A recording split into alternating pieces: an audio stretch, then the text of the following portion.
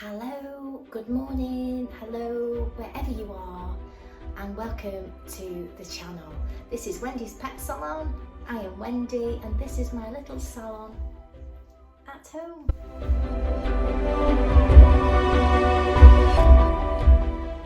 So, apologise for looking very rough again. I had my granddaughter all day, and as you know, they are pretty full on. So welcome back to all the subscribers, and if you are new, welcome on board. I hope you will hang around. I am your pet grooming bestie, and you can chat to me about anything that's pet related to do with the grooming and to help you keep your pets tip top. Now, one of the things that I was asked to do this week was, this will be my Sunday post, was the bichon. Now, I'm not going to introduce you to my bichon today because I'm in my salon and she's in the house. But I do have a bichon coming this morning that I keep groomed on a regular basis. She doesn't have a traditional bichon style, but she is white and she is fluffy and she's bichon and she has all the things that we need to talk about that might help you. Obviously, with the bichons in the show ring that you might see, obviously they have lots and lots of hair and it's maintained on a regular basis. When I had my dog in the show ring, I didn't brush him daily. What I did is I bathed him and groomed him once a week, and I just had to keep tip top of his coat. It's a full-time job. I also had to wrap his hair up as well, so wrap his ears up, wrap parts of him up, just to keep them protected just from moving, from friction and everything else. And if you had a bichon, oh, customer's just come. So she's just turned up. So what was I telling you? So I was telling you about the bichon. So even when the bichons are in the show ring, they do wrap up their faces to protect all this hair, because obviously when they're eating, you know, rubbing their faces in things, and it just protects their thing. And obviously they are then washed and maintained on a regular basis. So the downside, obviously, of having a white dog is the staining element. So wet and white don't mix, and the reason being is because what you see is what you get. The darker the face, you know, the staining isn't so visually obvious. It could be present, but you just don't see it because the hair's darker. With a white dog, it's on show and you can't really, get away with it. So things you can do as a pet owner is ask your dog groomer, if they don't already, is to keep round the eyes nice and short, so that when you're cleaning them, do you want to go to the toilet? When you're cleaning them, you're able to get to the area more efficiently. Oh, let's go out to the toilet. Yeah, so if you're keeping this nice and short, then it's easier to clean. So you can ask your groomers, and those groomers that have got dogs with staining, so you obviously suggest that to your customers, that you obviously keep this bit trimmed shorter. Obviously advise them of the reasons. You may have a white bichon or a Westie, or just a white dog in general, that suffers with the red staining. So basically there's a few things that cause that, and initially you might need a quick trip to the vets to establish the cause of it. It kind of starts from when they're puppies, because when they're puppies they're teething and they're overproducing the tears, and that's where you start getting this, the red staining from, and it can be caused by obviously the teething. It can be caused by, you know, reactions to allergy that's making the eyes water quite a lot, and also some bacterias as well. So a trip to the vets to establish the cause of this red staining. So, tear stainings, why are they red? Well, this is what I believe. The tear stains can contain porphyrins, I think that's how you say it, porphyrins, which are the chemical compound that gives red blood cells the colour. So obviously overproduction is going to then be on the face. Also, you know, it's found in saliva as well. I know my dog is terrible for licking my bichon's face, so obviously that is going on her face, and obviously you've got that added bacteria as well. So so their eyes are constantly lubricated, and if there's excess that's sitting on there all the time, then you're going to build up this staining. So a quick trip to the vets will help establish exactly what's the cause of this overproduction of you know, saliva, you know, eye tears.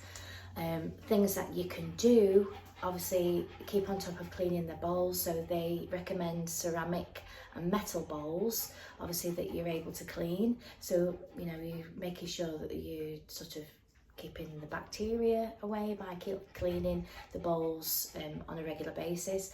I know that we have metal bowls in the house, and because my dogs are fed a mixture of raw food, obviously for our health as well, salmonella and all the rest of it, my dog bowls are cleaned daily.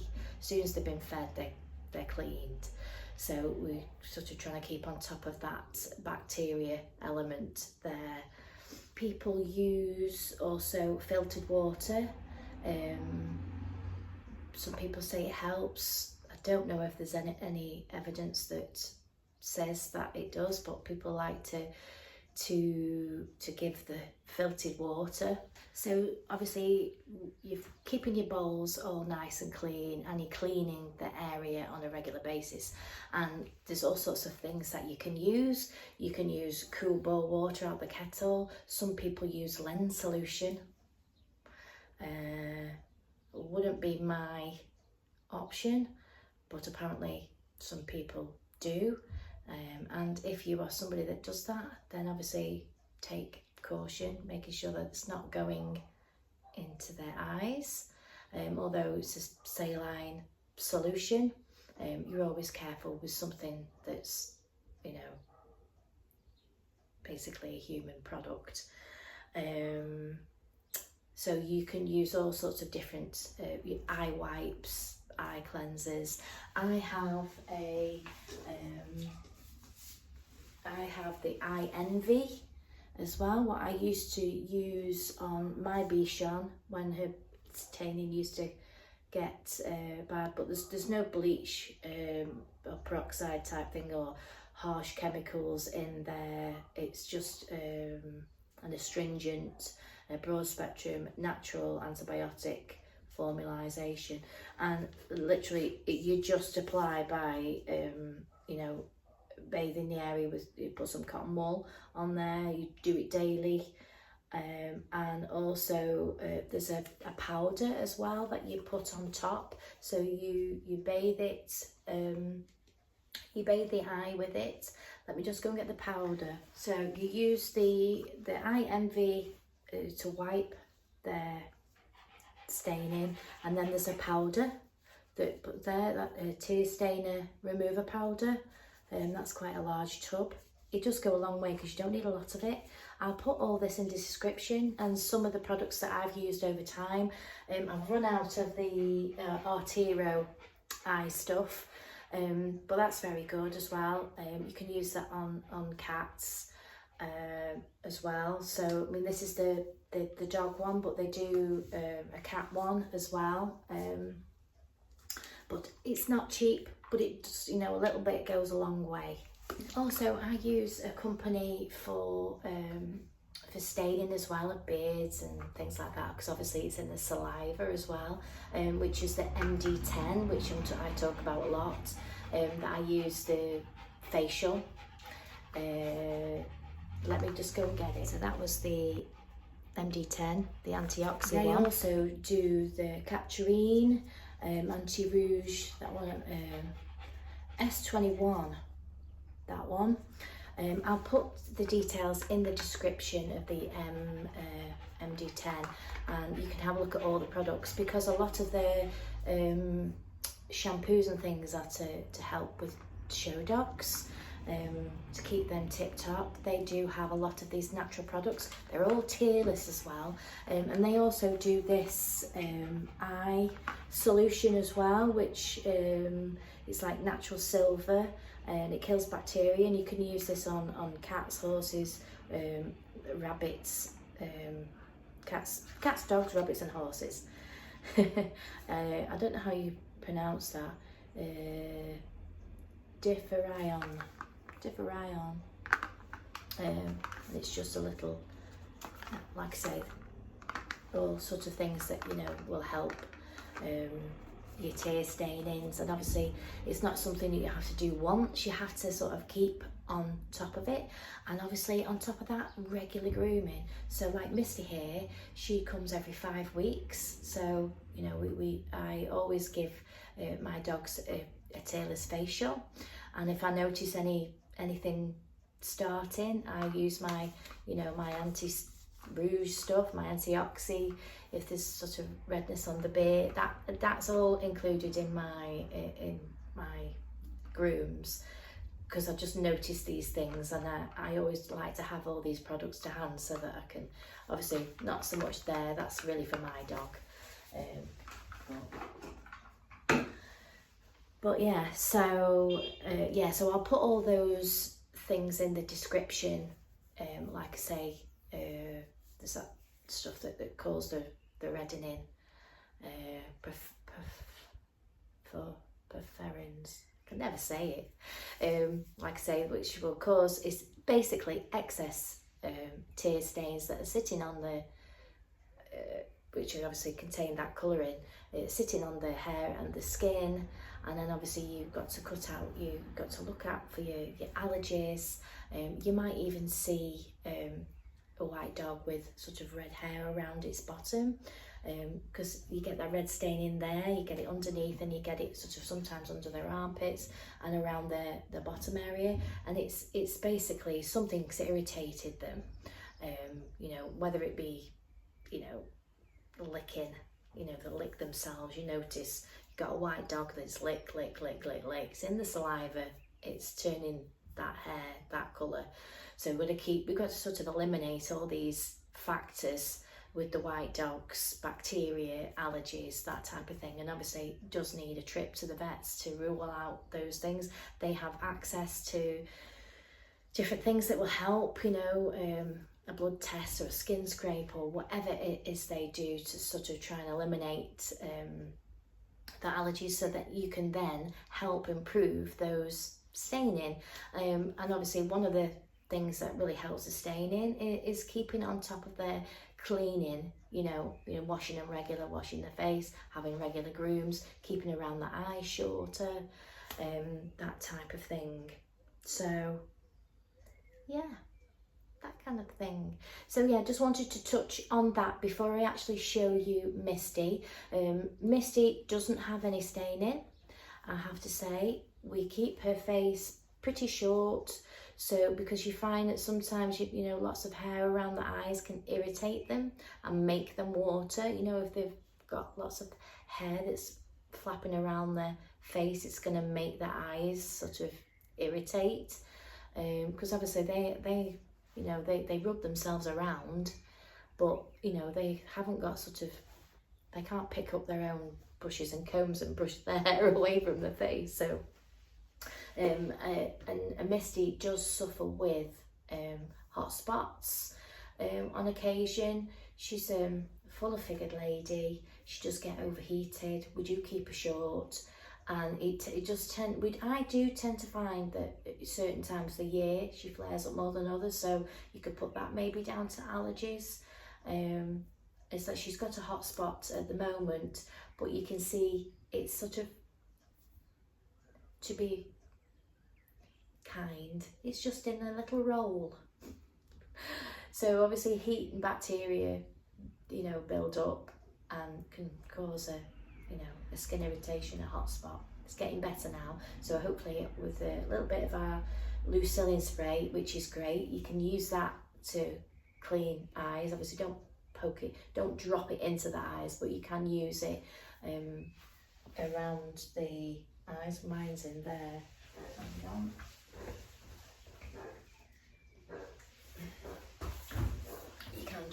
You can use the Lucillin as well. Just put it on some cotton wool and wipe it. That's awesome, and it's great for hot spots as well. So I tend to use it when I'm grooming, if I see a hot spot, while I'm drying, and make sure that I get plenty of that on.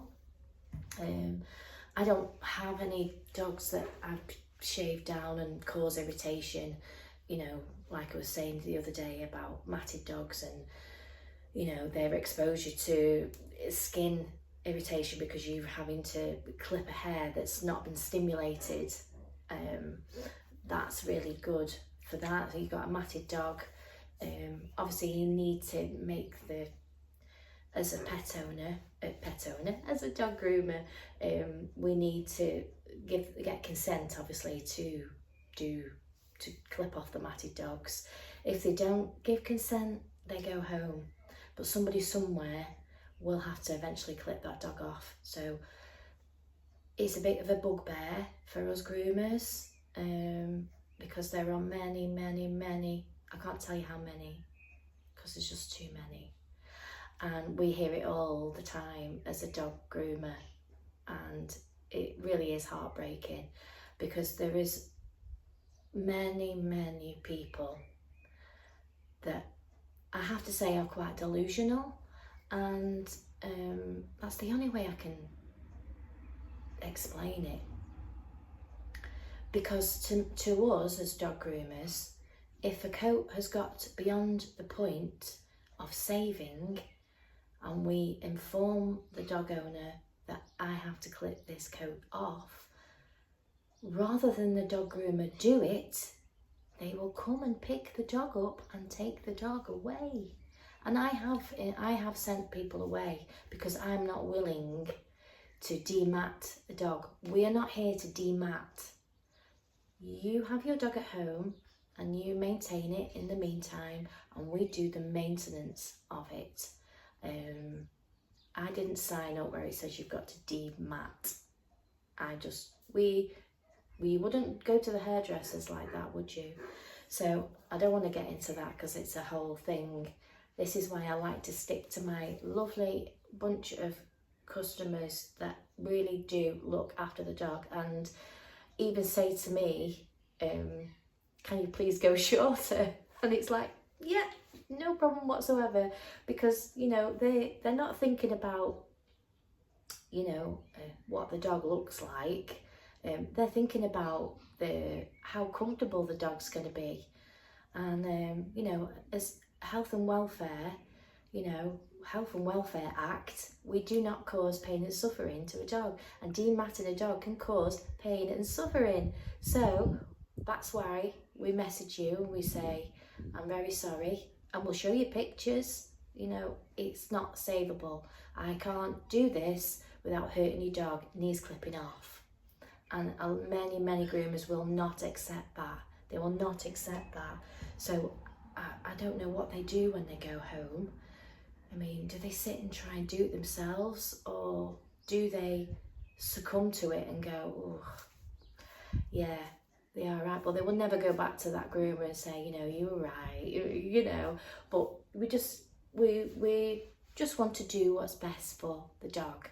So, and obviously keeping them clean and trimmed and looked after is what you do as a pet groomer. We're looking after pets, and if you want to keep a long coat, there's lots of, you know, we can only do so much. We're only seeing them, you know, after so many weeks. So like with staining and things like that is something that you would have to do at home on a regular basis to keep on top of it, unless you've got one of those groomers that, you know, is coming in for a bath once a week and you're doing all that in there. Maybe, you know, you have trouble keeping on top of it, so you maybe go once a week to the groomers, you have his face cleansed, and you know what I mean, that's fantastic, you know, absolutely wonderful, do that. But you know, we can't, that's really unfair to ask a groomer to do that. Takes a longer time, and especially if a dog doesn't like you messing, and it affects their behaviour and they won't want to come. So it's all about, for me, breaking it all down, coming as a young puppy, building up your puppy grooms, coming really regular, and then establishing a trim that's going to suit you and your dog and your lifestyle, and then just maintaining it. Bam, bingo, done. Yeah, but like I say, some people come twice a year, once a year. Some people want it long and fluffy but don't do anything, and then just think that you can come to the groomers and we're gonna go get our Harry Potter hat on. Does he have a hat? Does he have a hat? Don't know. He has a wand. Does he have it? He has a cape and a wand. Can't remember him seeing him with a hat on. But we have, you know, we put this as our magical cape, our magical apron, and we can make it all go away. I'm very sorry to say, but we can't. And I love my customers. I love my customers because they would never ever do that.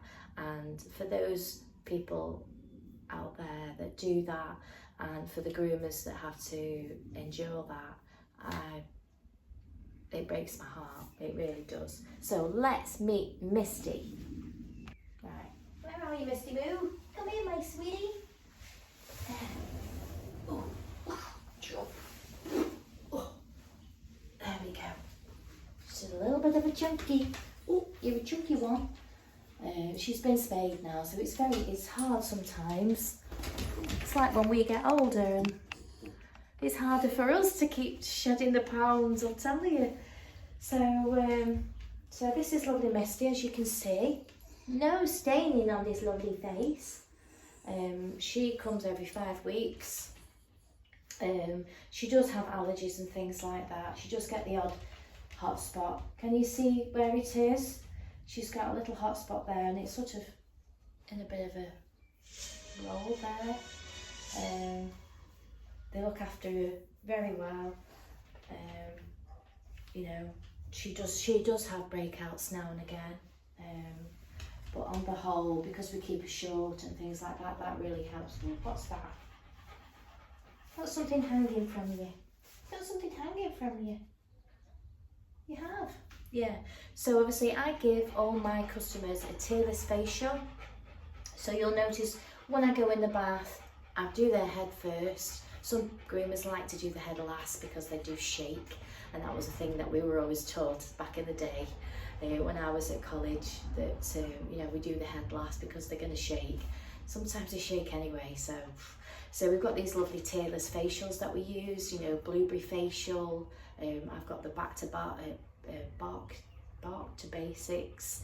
I've got the MD10. There's lots of different facials, and I will name some in the description. I'll put a list of different facials in there, because you might want to have a look at, you know, different ones. Some are really natural, like the Hound one. You know, the vegan, but you know, it's a banana facial. They do a 5-minute miracle facial, which smells absolutely beautiful. I need to get some more of that. That's if they still do it.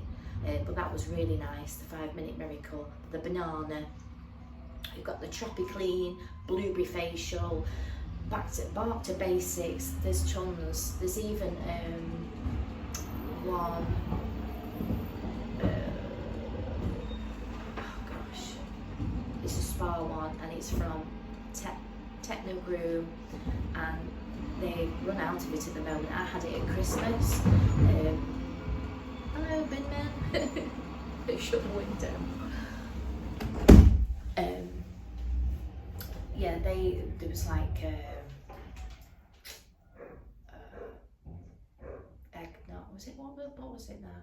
Amaretto, and there was some really nice, there's lots of nice facials, and it's just because obviously this is an area that we need to keep nice and clean, because they stick it in places, they get food in it, and you know, it just needs to be kept clean. So when I do my facials, I do put the facial on first, and I'll leave it on for the longest time. So I'll start with the face, wet the face, get that all nice and soaked, and soak that tailless facial in there, and then I start at the other dirty end. So dirty end, and then I work my way up, you know, bottom, you know. You can lie down if you want to. I'm going to get you in the bath now.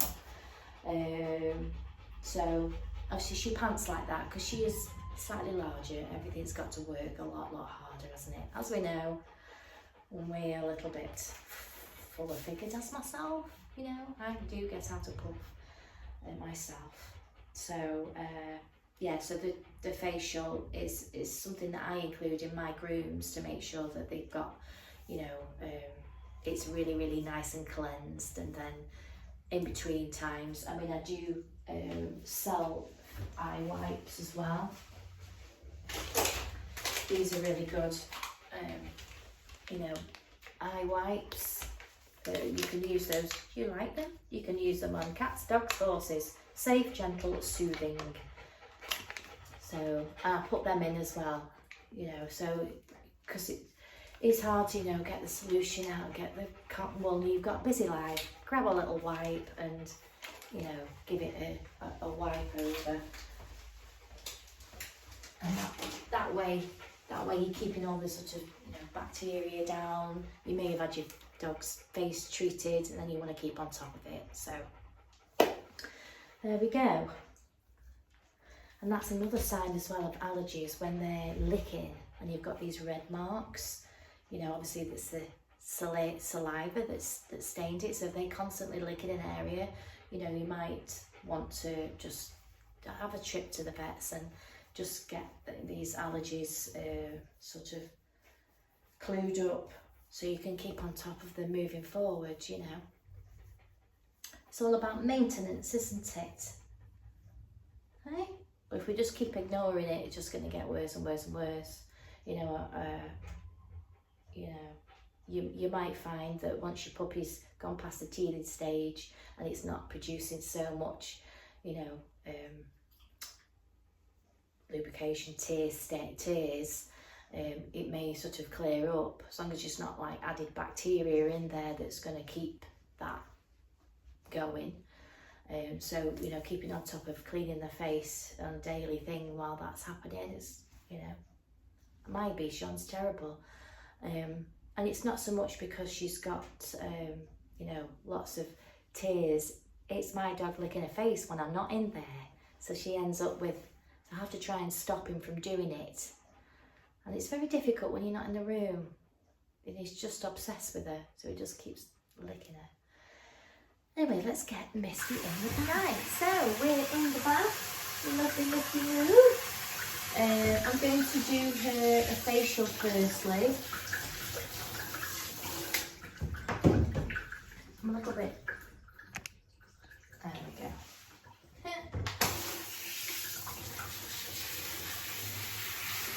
Good girl.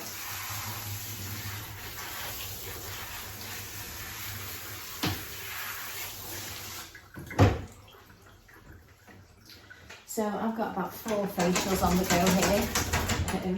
I've got the face first, the Bark to Basic ones. I've got the MD10, which I've showed you. I've got Davis's Spa Facial, which is lovely. This is more of an in-between one. So it's like a waterless shampoo. So you can put this around the mouth and rub it in, and then you can just use a damp cloth to wipe it off. but I use it as a normal facial as well. I do wet the face and I put that on there, and this is a lovely one. It really, I mean, I've had this for some weeks now. You only need a little bit of it. It foams up really well, and you can use it as an all over body wash as well. So I'm going to give Misty the Davis one. I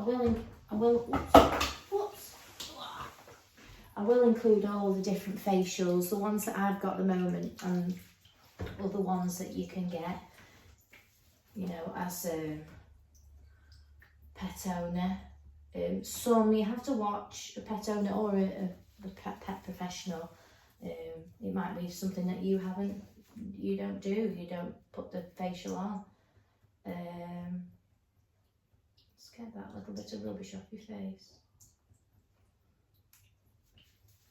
Sometimes they get these little styes in their eye that causes bits of wart and things like that that overproduces these tear stains.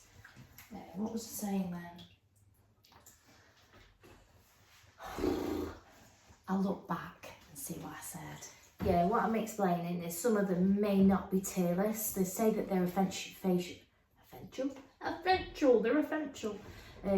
cleanser. They say that they're a facial cleanser, but they're not. Shaking. They're not tearless. So always make sure that it actually does say that it's tearless cleanser. Always make sure, don't we? So obviously white dogs, I find, obviously because Misty is sensitive, I always use, you know, hypoallergenic kind of shampoo, and you can use obviously the whiteness, brightness, you know, Wall do a diamond white. There's all sorts of different white shampoos that you can get. This is the double K midnight white that I've had. It's very highly concentrated. I only give it a tiny little bit, and all it does, it sort of just illuminates the coat slightly. But the way in which you wash them, if you wash them really well, you know, give them a good scrub, 2 shampoos, one to get the dirt and grease off, and then the other one is to do whatever the shampoo does, whether it hydrates, cleanses, whatever. And you know, that in itself will whiten up the coat because you've cleaned it really, really well, and you've got deep down into the follicles. So, but I mean, a little bit of white as well sort of just helps enhance that, because I have lots of customers that say, I don't know how you get it so white, and it's like, you know, I might just put a little dab of the white in there. I'm using a hypoallergenic, just a basic, you know, really good cleaning shampoo, not you know, a good quality shampoo, and giving them 2 washes and also the blow drying. So, you know, you're making them nice and clean and fluffy, so you notice it a lot more. You know, this is why you come to a professional, because that's the kind of thing that we do. So I'm gonna just froth up some shampoo, and I've been a bit lazy with the frothing situation just recently. I've got into using this lovely tub. Let me just rinse these because they've been in the sterilising solution. I sterilise these, my distribution brushes, what I tell you about. Oops, see, it's a bit of hair in there.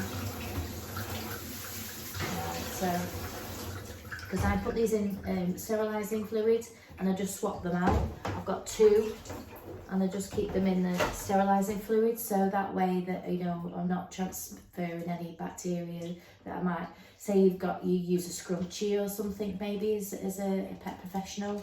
I just put them in some sterilising fluid because it rinses off. They're used for baby bottles, so you know, they rinse off very easily, and obviously it stops any bacteria growing and stuff like that.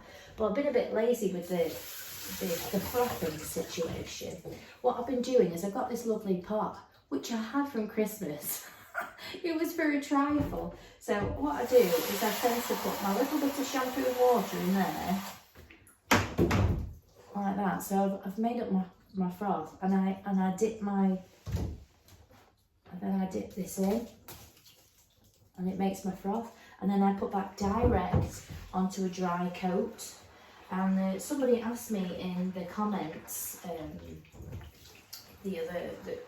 might have been this week or last week, they asked me, you know, do I always put it on a dry coat? Well, I do always put it on a dry coat, because like all these micro bubbles, you see now, I've just, how lovely bubbly, how lovely and bubbly it's gone. It just absorbs into the coat, and what you want to do is, obviously it's diluted already, so you know that water and that shampoo, as soon as I put that on there, it's just going to grip.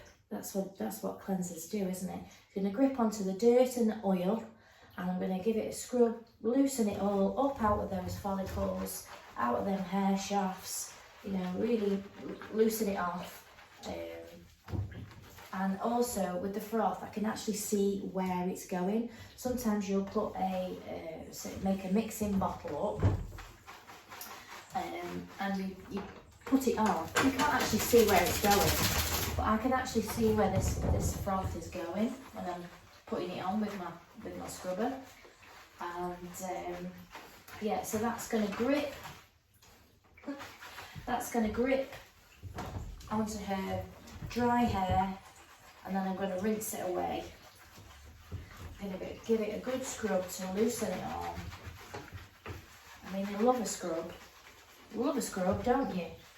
Ooh, once you start getting in a little bit of a scrub situation, you start enjoying a bath. It's like, ooh, I'm stimulating myself. Stimulating the senses and the... Okay? Nice, isn't it? Good girl, you turn around. Good girl. These Chris Christensen shampoos are fantastic for getting a clean, and you only need a little bit of shampoo, so less is more. You know, they're like 50 to 1, these shampoos, so you only need a little bit of it, you know. I've just put a little tiny bit of shampoo. You're itchy today. Yeah. There we go. So I've not been able to get to that for weeks. Hey? Good girl. Just put that on there. So that's your one shampoo. That's your first cleanse. That's just... So that was the sensitive one there. Good girl. Another one that's very sensitive, just leave that on there for a sec. I'm running out, I need to order some more. Finally, I've had this for many months. I use it a lot. So Greek yogurt coconut shampoo, volumizing and straightening. It's really good for curly coats, for getting them clean, and it's also sensitive as well. So I'll put that shampoo, I'll put the white, I'll suggest some white shampoos that are really good. You know, there are some really natural ones that you can get. If there's a shampoo company out there that wants me to try shampoo, please get in touch. I'm happy to try a shampoo. I'll give my opinion how it feels. I welcome that.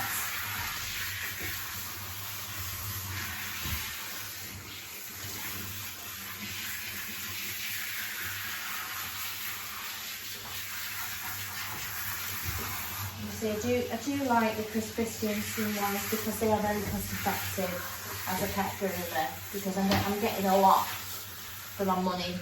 You know, I might be spending an extra, £5 to £8 more than I would do on an average general shampoo, but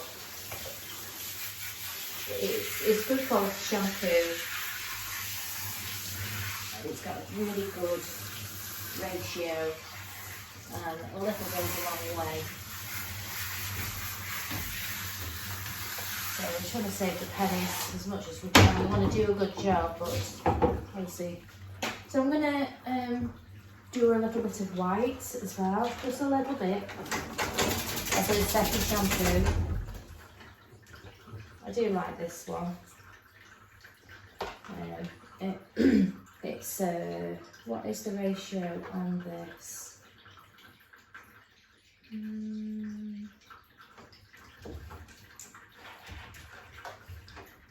I think it's 15:1. Yeah, it is. It's 15:1. It's got aloe in there, vitamin E, and also the good thing about sort of this one and the Christiansen is it gives them a really good clean. It doesn't actually strip the natural oils from the coat as well, because you do want to have a bit of that in there. You know, some really deep cleansers really strip the coat, so I then always try to put a bit of conditioner back in once I've used something like that. But I generally find with these, I can give them a good clean and use the spray.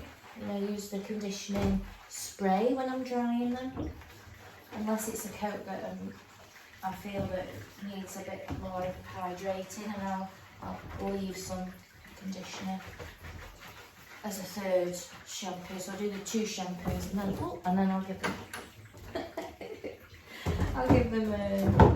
you need to knock this over. I'll give them a conditioner as well as the third, and then soak that on and then rinse it really well. But I'm always looking at the coat, seeing what it's like.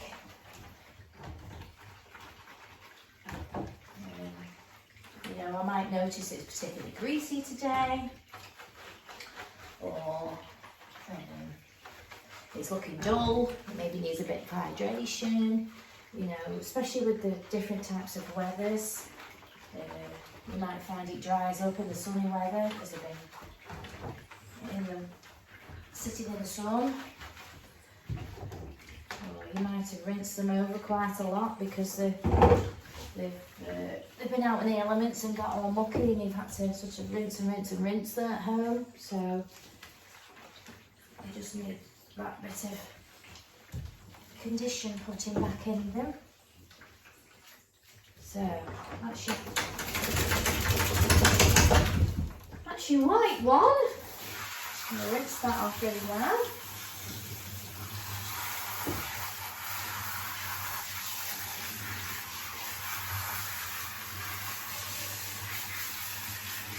Rinse. And as those of you know, I rinse and I rinse, and I can think I'm rinsed, I rinse again. You don't want anything flying, you know, under their front legs, in the groin area, that sort of, you know, you rinse the shampoo down and it gathers underneath there. Nothing that's going to cause some irritation that's sitting on the skin, so it's really important to make sure you rinse really well, isn't it? Yes.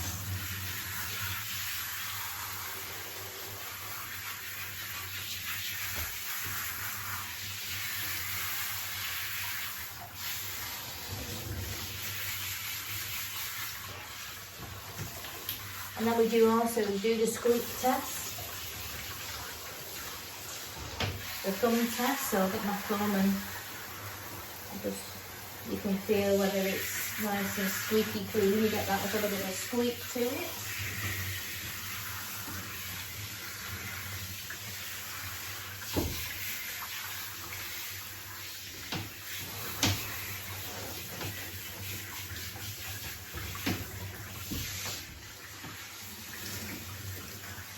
So the cleaning is really important.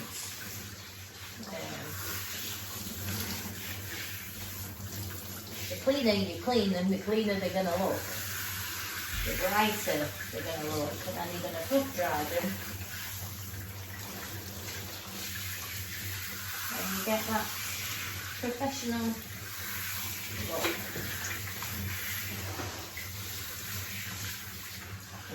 Make sure that face is really rinsed. Your final thing. Let's have a bit of a squeak. Oh yes, we're squeaking. Oh yeah, proper squeaky. So I squeeze her off, I'll give her a blast. Just put your ear there. Squeeze your ears off. Squeeze your legs off. Been doing Misty for a long time, haven't we? 8 or 9 years I've been doing Misty Move, haven't we? I'll have to see if we can find your first picture and put that on. What do you think? Yes.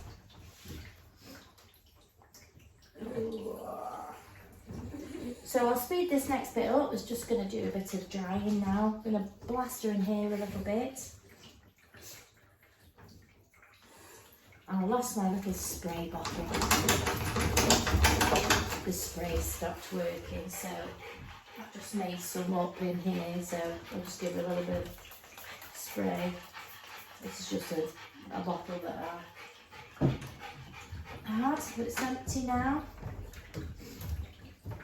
Oh yeah, I was saying about the mixing bottles actually as well, wasn't I? That you don't, when you make sure that you're cleansing your mixing bottles, because you know the water that may sit in there can go stagnant, so you know bacteria can grow in those bottles, so always make sure that you sterilise your, I mean, you know this, but as with my condition I like to go in as much detail as I can. Don't mean to treat you like a child, you know. Right, so I'm going to blast her now, and we'll get you dry, and we'll get you on the table. So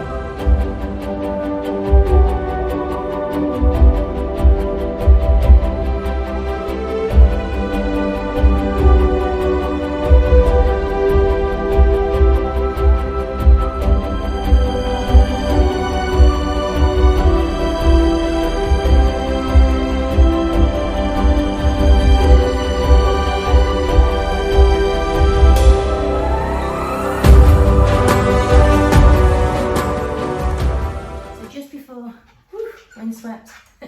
Just before I take her on the table there, I just wanted to explain about obviously a bichon and a curly coat. So to get that nice straightness, we tend to use a blaster.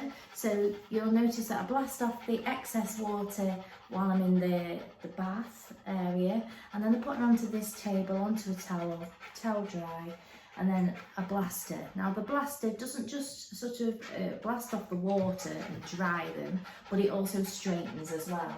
So you've got a couple of nozzles that you can actually use. Now obviously the good thing with blasters is that I've got different heat settings on there. So it's on the lowest setting. So I'm drying it, but I'm also straightening it as well. So I can get quite far to the skin there. And what you tend to find, you can sort of dry them like this, or you can go very slowly. So as you move with the blaster, you will see the hair straighten as you go. And because this is on a very low heat, it's not going to hurt the skin, it's just going to dry. And you're going to move very slowly, and as the blaster blasts, the hair will straighten at the same time. So you've got to be very careful when you're using this to do your fluff drying, because you can do what's called whip knot. So if the hair's slightly longer and you're blasting away, you'll find that it whips up on itself and it can knot it up. So obviously ideal on this a shorter length of coat, but it will straighten it as you're going. So you've you've washed them, they're really washed, you've put some nice conditioner spray, and you blast as you go. Some people find that when they've got a bichon, that they're going to say hand scissors, they may not put added conditioner on, because that just flops and softens the coats. They want to get it nice and crispy and for it to sit out ready for scissoring. Obviously I'm doing a pet style, so you know, I can put, you know, the conditioners and things like that. She's only going short, and obviously the conditioner helps in the meantime to keep the hair nice and soft and straight. So I'm in nice condition and all nicely hydrated. I have done a video of fluff drying, so I will include that in the description as well. But yeah, the blaster, and then what you'll notice, I'll go over 95% and get a dry with the blaster, and then I go over with my finishing dryer. So I blow over my dryer and I just lift the hair up with my brush. Dogs that don't like the blaster, it takes them a longer time to adjust to it. I'm going to put you on the floor just for a minute and we can have a walk around. There you go. It takes them a while, you know, especially puppies. It's something that you introduce over a period of time. And obviously we use of the happy hoodies. I've got dog robe hoodies, and it sort of just helps muffle the sound a little bit, because they are very loud. But they are a great tool for us groomers. We get them dry a lot quicker with these, and then the finishing dryer I'll go back over. I'm going to do some more blaster work. I'll do some more blaster work just to try and get the nice, neat, straight coat. And the reason we do that is because the straighter we can get the coat, the neater the clip will be, the neater the scissor will be. You know, if it's all crimped and curly and you go over with the clippers, it might look okay to start with, but it may grow uneven. So we try and get the coat as nice and straight as possible all over to give us that nice, neat finish. And even those that have got these curly coats, who, you know, owners will appreciate that they're nice and straight. Some people do like to see them curly. But believe me, we only do that to get a nice neat trim. Once they've been in the rain, it will curl back up. I promise you will get your curls back. They are a curly coated breed. So yeah, that was just to go over the cleansing of the face, the staining. We've done the blow drying, how we get the coat straight, and now I'll go over to do the trimming. Right, so I'm going to speed this next clip up, but basically Misty has it very short all over. I'm going to do a 5F trim. I've got it ready. She's going to have the 5F all over. Nice inside feet, short nails, and then we'll come back. If I've got enough time, I'll scissor the head. But I have actually done a video of her scissored head, so I will include that in the description. I just need to make a note of all these things when I go back over my editing and make sure that they're in there, because it's not my forte, is putting descriptions in. I keep forgetting. So let's go. I'll speed this up as well.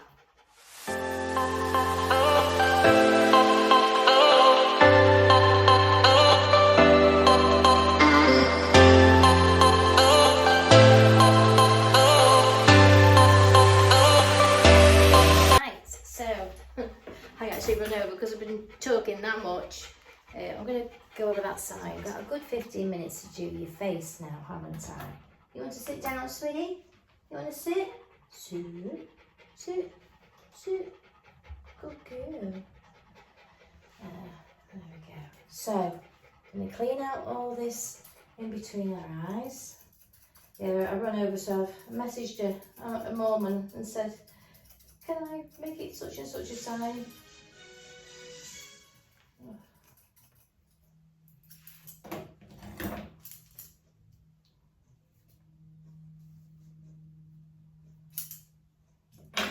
So, taking it around from the corner to the corner, little triangle here, and just a little bit above her eye to keep it back and clear away from her face. I'm just using some very fine blenders. These are actually my little Pammy ones. They're a curved one. I've never had these sharpened. I only use them on a clean coat. And they've lasted me a long time.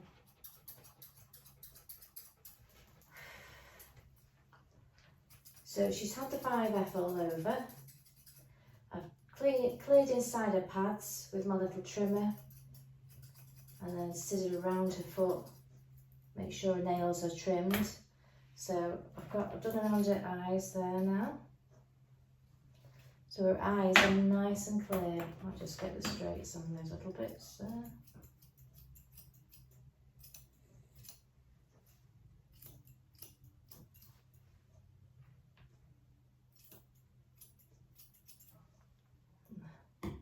There we go. So just for quickness, I could scissor all that head, but I don't have the time today. Obviously, traditionally, you know, a full coated bichon would be hand scissored, and then you can also do the longer styles with comb attachments, which is what I do on my dog. I don't scissor her. She's old now, and she can't stand for long periods of time, so I opt for the clipping route. So she kind of looks like a bichon, but I clip down the body area, I scissor her legs in. Just turn on that way, sweetie. Go down slightly. I've just got my 5 comb, and I'm just going to take the bulk off the top here.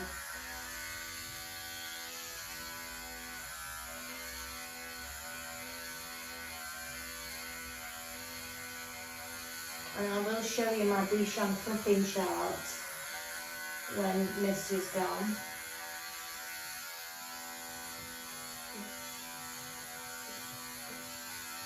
So she has like a pet style,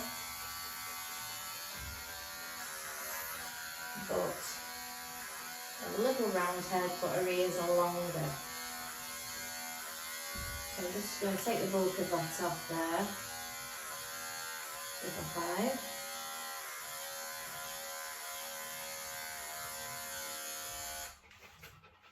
So that has given me a 16mm length.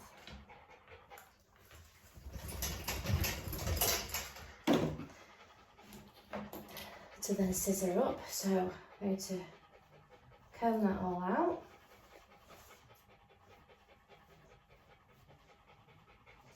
And I'm going to separate her ears, excuse me, from her head. Sit down, sweetie. I'll just get my curved, they're just a curved Kenchi. Nothing above in today, aren't you? Misty. I'm just going to put you there. So I'm just going to take her ear out of the equation.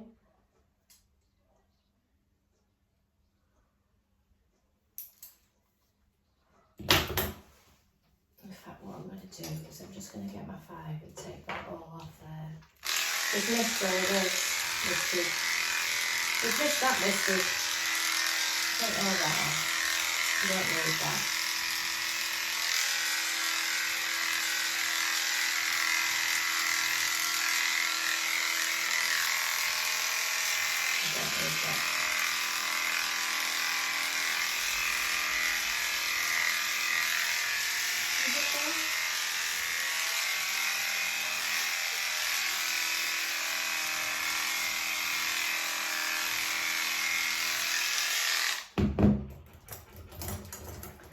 So I took that from sort of the back of a hot occiput, from there downwards on the 5, and then I followed that round, clipped all that down, leaving what's left on the head here, so I can clearly see what I'm scissoring.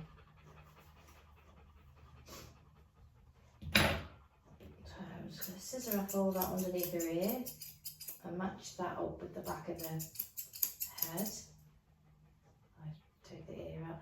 We don't move the ear too much. If you move the ear, it moves the skin. So if you move it to where it just out the way, so where it would naturally fall, and then when you move that hair back, it's not going to be out of place and distort your trim. I'll take that out there. All this that's hanging over. And blend that in, because I've got my length to play with, and I'm just going to scissor that in shape to that length. Keep combing.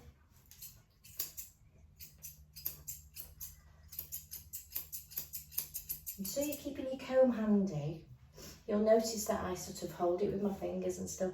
You can get all these aprons that will stick on you, magnet things, you know, for your comb. You can put your comb down, but sometimes I just hold it. I'm holding her face and I've just got a finger there, I just hold it out the way so I can just then get it out. Just a bit more of comb efficiency.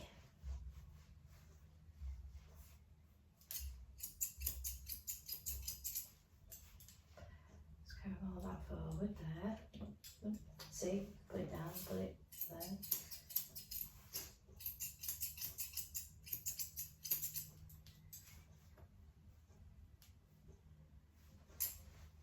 Just do both sides.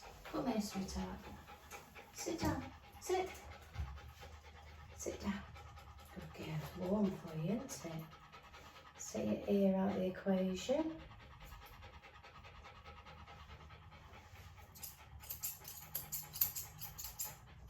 Stay.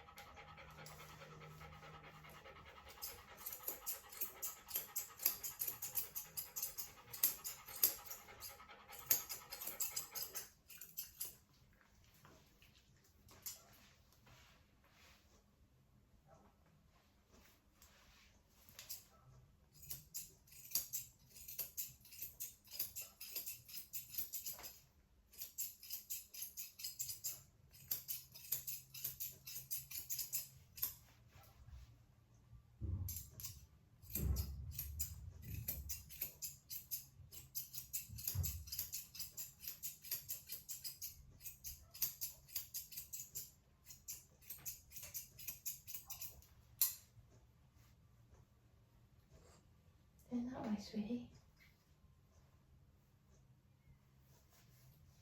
I'm just going to round off this bottom here. So I do like what I do with all my trims. So I lift up the bottom. No, I lift up the top and it exposes this bottom. So then I put in the length that I want. So I've put my length in there. I might want a length down there. I might want a 2, whatever. And then I comb down the top. Just comb down the top. And then level it to the bottom, what I've just done. And then I push it back.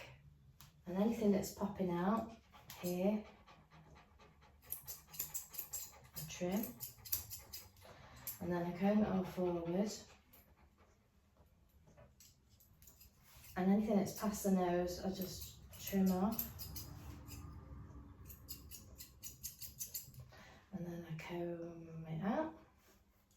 And again, look and see what it's doing. What we on? 5 minutes. Misty, misty, misty. Got 5 minutes. Again, expose the bottom. Trim the bottom. You can take out if there's any dirt pockets there, as I call them. Right, there we go. Comb that down.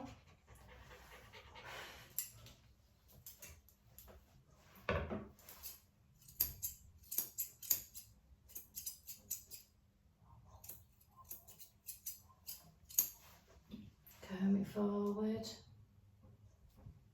Cut the end off. Comb it back. And then look at what's hanging to neaten that up. Just going to put that on there. You're going back and back and back, aren't you?